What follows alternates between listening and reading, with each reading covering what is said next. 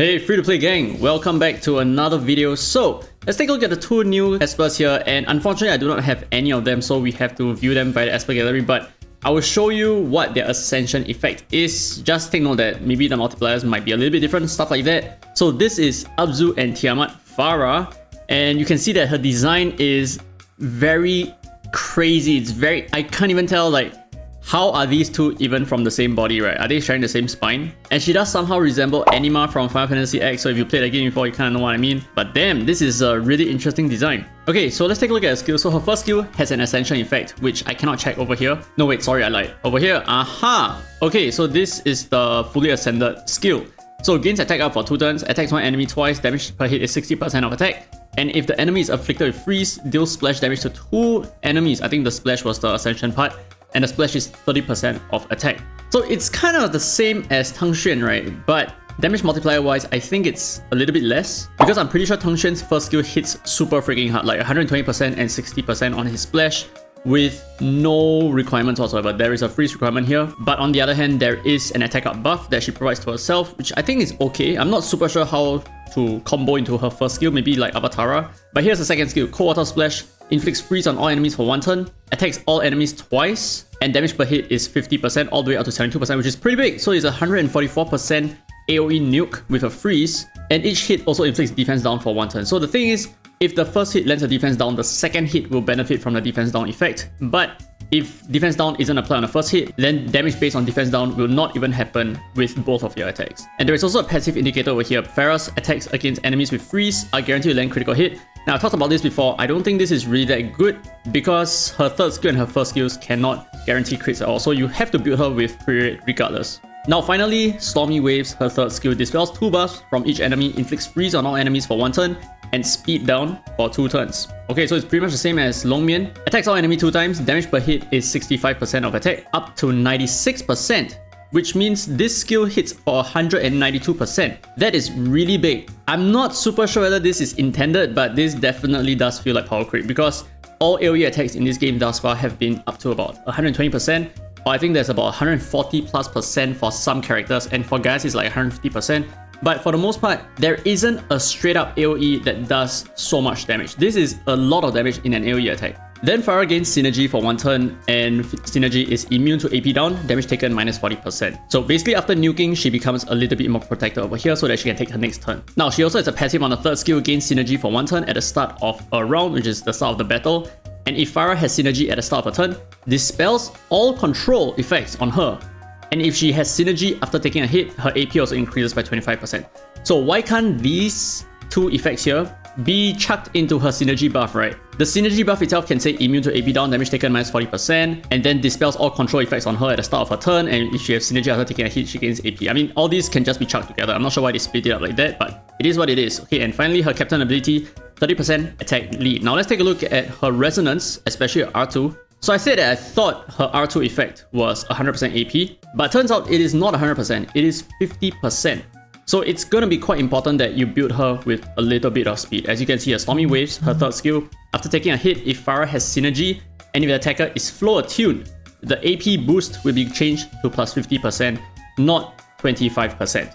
So essentially, if you want to steal the turn after an enemy tier takes a turn, you need to be relatively speedy. You need to be, I would say, at least 200 speed. But the downside of this is when Tia uses her third skill, she actually pushes the AP of her allies as well. So if Tia has allies who are still higher base speed than Farrah, let's say Farrah is going to go up to 100% AP after Tia's attack, Farrah is actually not going to be able to steal the turn if the enemy has espers at 100% AP as well, who are also a lot faster than her. So do take note of how AP manipulation works, and as well as turn orders. So with that said, I think she is less good at R2. She's not strictly a tier counter anymore. Because if let's say the enemy's second fastest esper is a 𝓟𝓞𝓦𝓔𝓥, right? The 𝓟𝓟𝓦𝓔𝓥 is still going to take a turn, and she's still going to cooldown reset you, so your third skill is completely meaningless. So I think in terms of PvP, Farrah is probably not that good, or at least not as good as I thought she would be, like from just yesterday's patch notes. Now her R4, 20% chance of ignoring resist when attacking, I think it's okay if you want to build her as a DPS, and R6, new effect, Cold Water Split, I freaking knew it, 100%. When any enemy is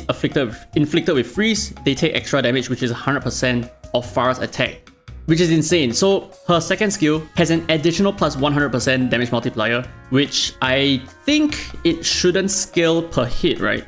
I mean, this has to be checked, but they take extra damage, which is 100%. Okay, so I think it's probably not 150% times 2. So I think it's in total 200% of attack, which is still insane. Sorry, it's not even 200%. It's 244% AoE attack, which is crazy. Her multipliers are insane. But okay, talking about multipliers, we also have to take a look at her base stats.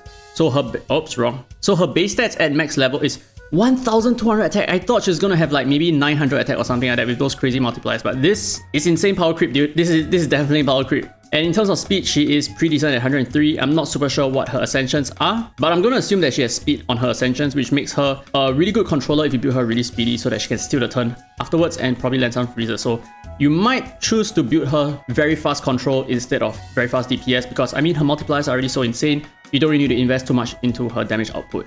And now for her Divinate, when casting Cold Water Splash, dispels 1 buff from each enemy. This is her second skill, right? Cold Water Splash. So not only is it dealing like 244% multiplier at R6, she also dispels 1 buff from each enemy, and after casting Cold Water Splash, the barrier has a 100% chance of getting synergy for 1 turn. So she, after getting synergy from a third skill, she gains a new turn afterwards, uses a second skill, synergy again, and I mean there's more freezing effects and all that. So her damage output is pretty damn insane. But yeah, that's it for Farrah. Now let's take a look at Emma. So she's the next female furry Esper in the game, apart from Adrena. Oh my goodness. Super cute, dude. Oh my god, she resembles my cat a little bit. And look at the little tufts of fur behind her leg. Oh my god, that's so cute. Dislyte's character designs never ever disappoint. Oh my god, I shouldn't be looking at that. Okay, next, let's take a look at her first skill, Bumping Bash. Attacks one enemy 100% attack, up to 120% and 30% chance of inflicting stun for 1 turn. Okay. Next, her passive, Twirling Thrash, which can be ascended as well. Let's take a look at what Ascension does. Oh right, I can't check because she's not in the Echo. RIP. Anyway, I'll probably just put it on the screen. Anyway, when a teammate excluding Emma takes a hit, Emma has a 15% chance of counter-attacking. If the teammate's ≥, counter-attack chance increases to 100%, and the counter-attack hits the enemy 3 times. Damage per hit is 58%. I'm pretty sure this was 44% in the patch notes. Each hit has a 30% chance of inflicting stun for 1 turn. I forgot what the Ascension was over here, but I do remember that she has quite an interesting kit. So her third skill, Stomping Smash, attacks all enemies, damage is 140% of attack, and if an enemy is afflicted with stun, ignores 50% defense. For every teammate who takes a hit, Emma gains 1 stack of Grumpy, and when she has 10 stacks of Grumpy, she consumes all of them, dispels all debuffs on her, and performs a pursuit attack with Stomping Smash. Okay, so this is exactly as we have seen in the patch notes yesterday. And yes, Grumpy gives you 20% attack in total with 10 stacks. Now, her resonances is what makes her really good, right? So her R2, Twirling Thrash, if ≥ is an ally, Emma gains Wonder Juice at the start of combat. So what Wonder Juice is when Emma dies, she is then revived with all HP recovered and gains 10 stacks of Grumpy. So the thing is, when she revives, she already has 10 stacks of Grumpy, which means she will instantly consume all of it, dispels all debuffs. Okay, she doesn't have any debuff on her, but she will perform a pursuit attack with Stomping Smash instantly the moment she revives. So it's a straight away instant AoE nuke, which is what makes her really interesting, I think. But the problem is you will need ≥ on your lineup, which is either a good thing for new players or a really bad thing for endgame players who are trying to use her in PvP. Because frankly, ≥ is not that good in PvP. Don't fight me on this. Okay, now R4, if there's an ability on cooldown speed plus 18. I think this wasn't the R4 that was mentioned yesterday, right? I can't really recall, but I don't think it was this. But this is pretty good. And her R6, Twirling Thrash, when casting Stomping Smash, Emma calls in ≥ to cast Golden Moon. This is insane. So this is a new additional passive to her passive effect. Now as for her Divinate, I'm not super sure how we can obtain a Divinate, but when Grumpy reaches more than 5 stacks, Stomping Smash final damage plus 15%. Oh my god, this is so good.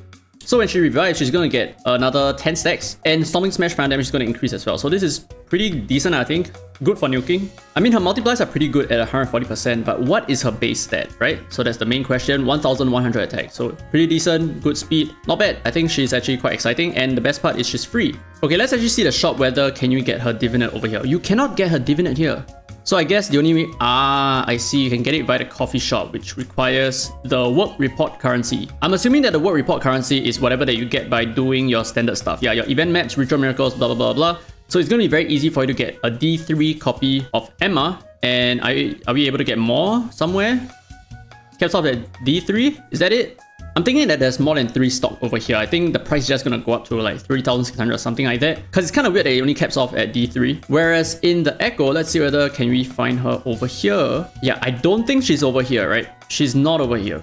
Yeah, so it's kind of weird that she only caps off at D3 for the time being, but like I said, I'm pretty sure it goes up to D6 in the shop. Now, another thing before I end of this video, because I can't really test out anything because I don't have the Espers just yet, let's take a look at some of the changes to some of the Divinates over here. So they've actually gone ahead to change some of the stuff, and from what I understand, thanks to Acne by the way, there are some characters with massive changes, and by massive, I don't mean in a good way, it could also mean in a bad way. So for example, for 𝓟𝓞, this is a bad change.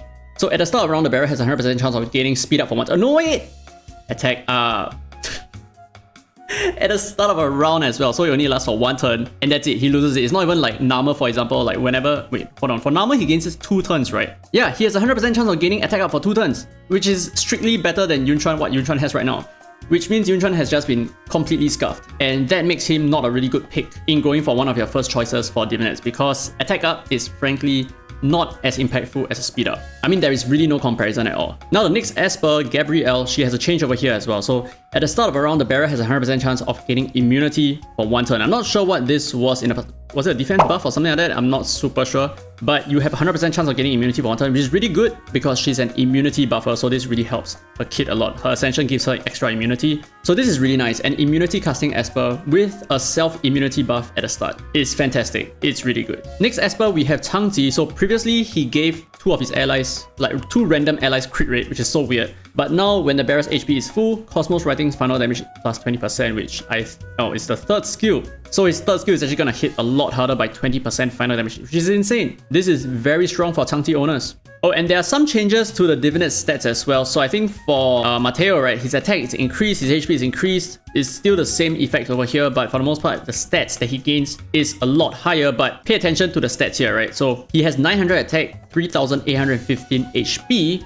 But let's take a look at 𝓟𝓤. So 𝓟𝓤, he still has the same effect here, but you can see that his stats are wildly different. So he has plus 255 attack and a lot more HP, as compared to Mateo, who had plus 900 attack and 3,815 HP. So these are some of the changes, and let's take a look at whether any of the epic Espers who are missing Divinates in the first place, do they still have Divinates? They do! They finally have Divinates, so here you go, we have Chloe. This is a brand new art, very nice, very, very nice. And what is her effect? When the barrier's HP is full, Stage of Fantasies, final damage plus 15%, which is her 2nd skill, isn't it? Her 2nd skill increases damage output. Oh my goodness, this is so fail. And I'm curious, what about Espers like Jade? So she has, when the target's HP is below 50%, Serious Watts final shield plus 20%, okay. When the barrier's HP is full, Flame Spitter's final damage plus 15%. That's the 1st skill. What? It's not that good because the damage output is just not high. What about Alolan? When the barrier's HP is full, Wild Gust final damage plus 15%.